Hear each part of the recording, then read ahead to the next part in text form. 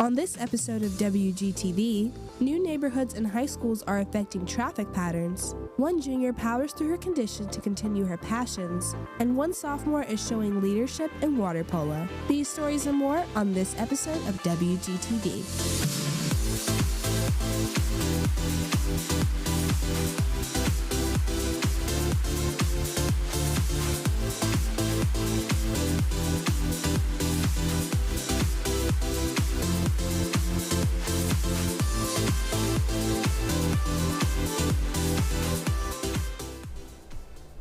Good afternoon, Wildcats, and thank you for tuning to this episode of WGTV. Live from the Grove, I'm Olivia Cook. And I'm Ryan Shelton.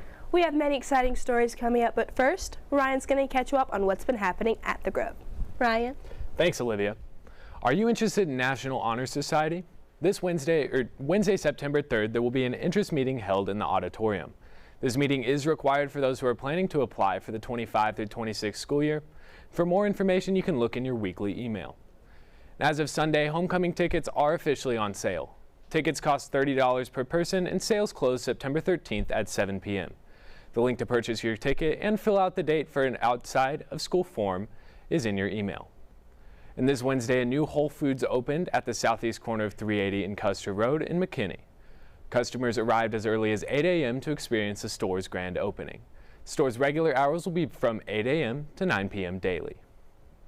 This Tuesday, the Prosper Council has approved additional housing in Gates of Prosper. This will add 600 multifamily units and 150 single-family units. Speaking of growth, as more people move to Prosper, the roads get busier, especially for students.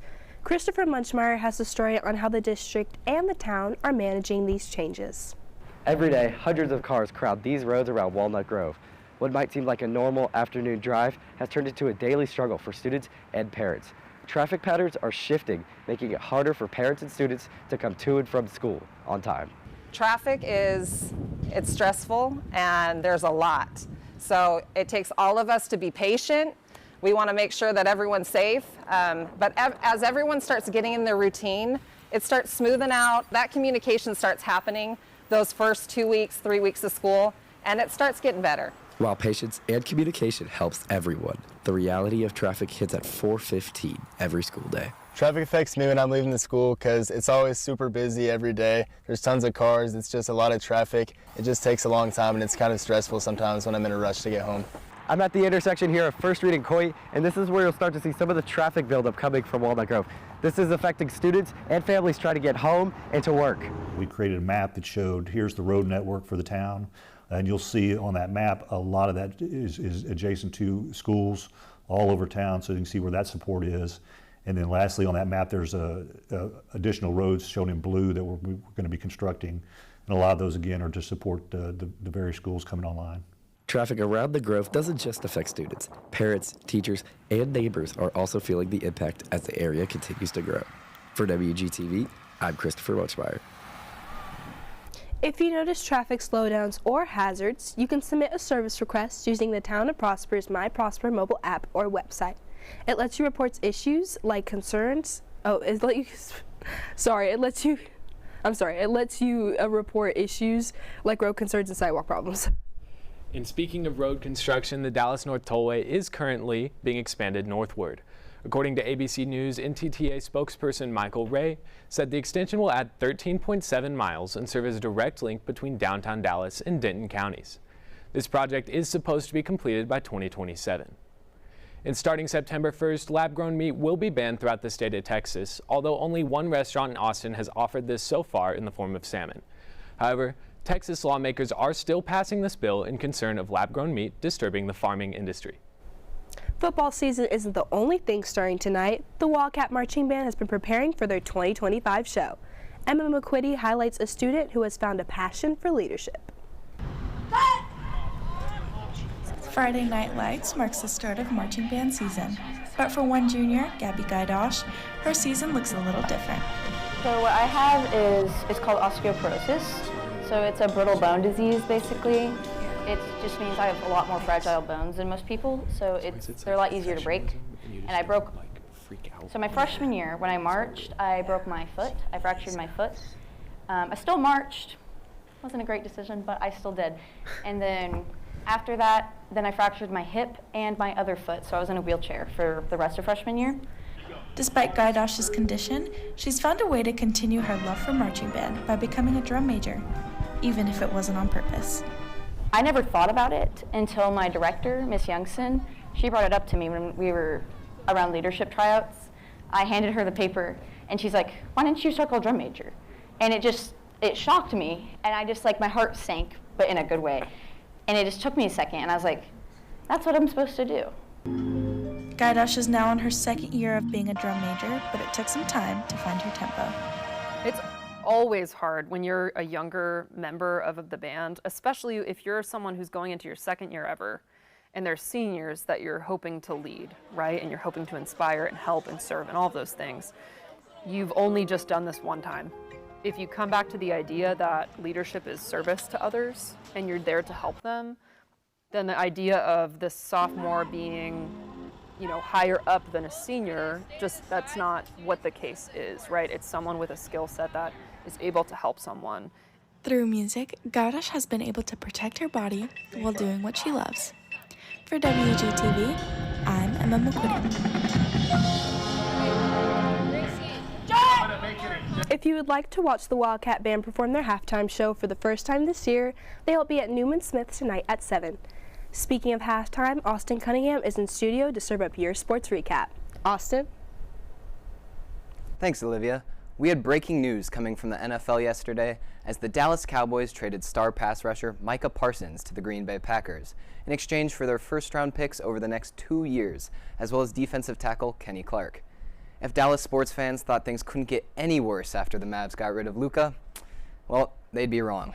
Before this trade, things were looking up for the Cowboys. They had a healthy Dak Prescott, a dangerous duo at wide receiver in CeeDee Lamb and George Pickens, and while the defense looked a bit shallow, they had one of the league's premier defenders. But now the outlook for the Cowboys this season looks more bleak. The departure of Parsons will leave a huge hole in the Cowboys' defense, and even though Kenny Clark is a 3-time Pro Bowler, he's pushing 30 and is coming off a season in which he only logged 1 sack. Meanwhile, the Packers signed Parsons to a contract that makes him the highest-paid defensive player in the league. Between Jerry Jones trading away Parsons and Nico Harrison shipping off Luka, Dallas fans are left shaking their heads.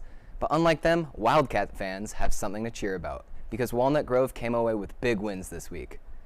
Varsity volleyball picked up a huge non-conference victory, knocking off Rockwell Heath by a score of 3-1. And on the courts, it was total domination as tennis swept Greenville 19-0. Friday Night Lights are back, and this week it's Walnut Grove versus Newman Smith. Before kickoff, let's take a look at quarterbacks who will be running the show. As a freshman last year, quarterback Hayes Hackney threw for 3,671 yards, along with 40 touchdowns, which are stunning numbers for a freshman. Across the field, Newman Smith's quarterback Axel Lofstrand threw for 1,130 yards and 15 touchdowns, a solid season that kept the Trojans' offense moving and led them to an 8-3 season. The turning point could come down to how these quarterbacks run their offenses. Hayes Hackney has already proven he can light it up through the air, and his passing stats are proof he can take over a game at any moment. On the other side, Axel Lofstrand didn't put up the same lofty numbers, but he was efficient with the ball, tossing 15 touchdowns while only turning it over once all season. We'll have to see who commands the offense better, Hackney's big play arm or Lofstrand's precision passing. While they battle on the field, the water polo team is battling in the pool. We had a good game against Highland Park. Overall, some of our girls were sick. We were coming off of about an 8-game tournament over the weekend, so we're a little rough. And we did have some great glimpses of really good offense that we're really excited to implement in our first district game this Friday against Marcus. The water polo season is underway, and one sophomore set is keeping her team connected and focused through every play. Hudson Acosta has the story on how her approach to the game brings out the best in her teammates. Some players score goals, some players lead the team. For Walnut Grove sophomore Zoe Sauter, it's about keeping her teammates connected, focused, and ready for every play, exemplifying how she has become the spirit of the team. The spirit of the team just sort of makes it feel like I definitely do a lot, but I think it's really shared between the team. It's we before me. If I'm able to get into the mindset of who am I going to help today, and how can I be a better player for my team, really taking what you think about yourself and pushing it outwards. Being able to reflect your choices is something really huge that I've been able to focus on and work on. Having the spirit to lead a team, win or lose, has built Zoe's leadership to the next level. Zoe's she's a natural born leader. She gives 110% every practice, every game. Zoe's great about, really putting things into focus, really, bringing up the mood, elevating the team spirit at that moment, getting ready to execute well. Zoe's position in the pool mirrors her actions, which in turn sets the tone for the whole team. It's really easy to get in your head while you're playing the game. Girls are being rough. The refs aren't always calling what you think that they should be calling, but it's definitely really important to have your 5 seconds of fame, as I like to say. You can get angry, put your head under the water, just sort of scream it out, but you only get 5 seconds. I think that's what keeps me calm most days. Always have a smile on my face. I'm always trying to encourage someone else. In and out of the pool, Zoe guides her teammates to give their best every game. For WGTV, I'm Hudson Acosta. With leaders like her, water polo isn't just playing the game. They're building a stronger team every day. That's all for your sports recap. Back to you, Olivia and Ryan. Thank you, Austin. That's all we have for today's episode. For WGTV, I'm Ryan Shelton. And I'm Olivia Cook. Thanks for watching, and remember, Wildcats, set the standard.